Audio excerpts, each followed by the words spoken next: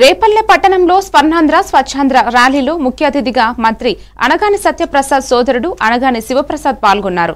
NTR circle నుండి ring road వరకు rally నిర్వహించి ప్రజలతో కలిసి స్వచ్ఛాంధ్ర ప్రతిజ్ఞ చేశారు. ప్లాస్టిక్ నిర్మూలన, పరిసరాల పరిశుభ్రతపై అవగాహన కల్పిస్తూ రాష్ట్రాన్ని పరిశుభ్రంగా తీర్చిదిద్దే దిశగా ప్రతి ఒక్కరూ కృషి చేయాలని పిలుపునిచ్చారు. అధికారులు, ప్రజలు పెద్ద ఎత్తున పాల్గొన్నారు.